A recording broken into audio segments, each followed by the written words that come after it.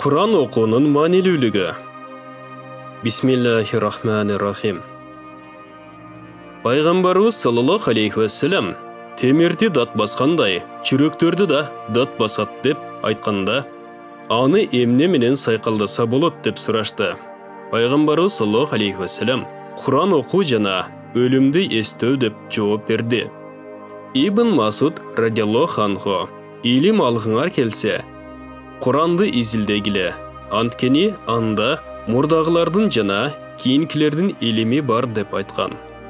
Фудайл бин Ияд Куран буйруктарын кынтыксыз аткарган адам эч кимден, жада калса падышадан жана анын кол алдындагылардан да тиленип суранбашы керек.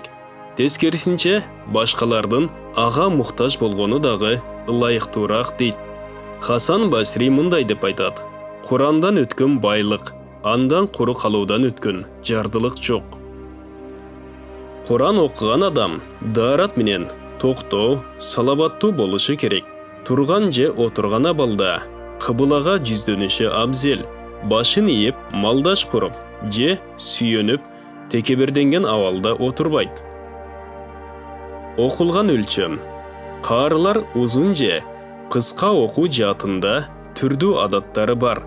Кээ бирлери бир күн, бир түндө Куранды бир жолу окуп чыкса, кээ бирөөлөр 2 жолу, жада калса, кээ бирлери 3 жолкуга чейин жеткиришет.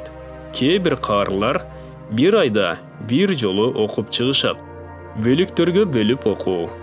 Бир аптада хатым кылуучулар Куранды 7 бөлүккө бөлүп алышы керек.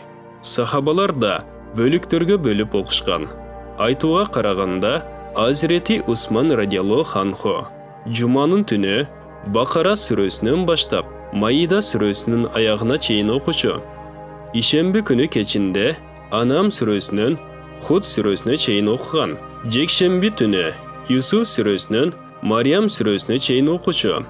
Дүйшөмбү күндүн түнү Таха сүрөсүнөн Муса жана Фираун тууралуу баяндаган Касас сүрөсүнө чейин окучу. Шейшемби түнүндө Анкабут сүрөсүнөн Саат сүрөсүнө, Шаршемби түнү Зумар сүрөсүнөн Рахман сүрөсүнө чейин окуп, бейшембинин түнүндө Куранды хатым кылчу.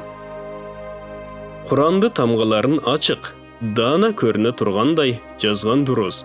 Тамгалардын белгилерин жана башка белгилерди кызыл сыя менен белгилеп жазууга да уруксат берилет. Анткени мындай жазуу Куранды кооздоо жана даана жазуу болуп саналат. Бул нерсе Куран окуган адамды жаңылыш окуудан тосот.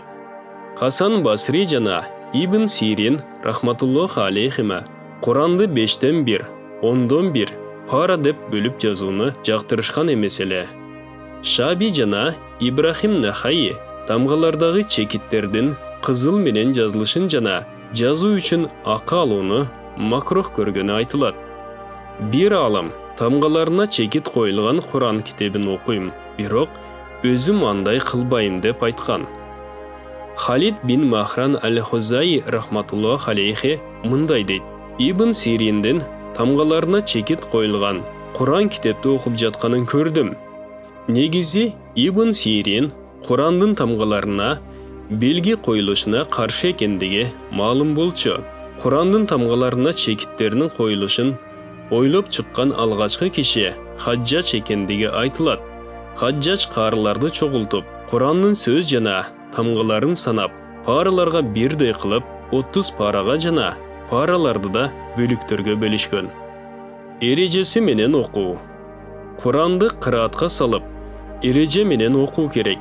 Анткени Куран окуудагы негизги максат анын мааниси тууралуу ой жүгүртүү. Шашпай кыраат менен окуу буга жардамчы болот. Мына ушул себептен мусулмандардын энеси Умму Салама радиаллаху анха пайгамбарыбыздын саллаллаху алейхи вассалам Куран окуганда тамгаларды даана окугандыгын айтат. Ибн Аббас мындай дейт: Бакара жана Алы Имран сүрөлөрүн кыраат менен окуп, маанилери тууралуу ой жүгүртүү Куранды бир отурганда баштан аяк окуп чыккандан жакшыраак деп ойлойм. Ибн Аббастын дагы бир сөзүндө мындай деп айтылат: Зилзала жана Кария сүрөлөрүнүн маанисин түшүп окуну, Бакара жана Алы Имран сүрөлөрүн тез окуп салгандан дагы жакшыраак деп ойлойм. Демек, Куранды эрежеси жана кырааты менен окуу Куранга урмат сыйга жакын болот. Ошондой эле тез окуганга караганда жүрөккө каттуу таасир берет.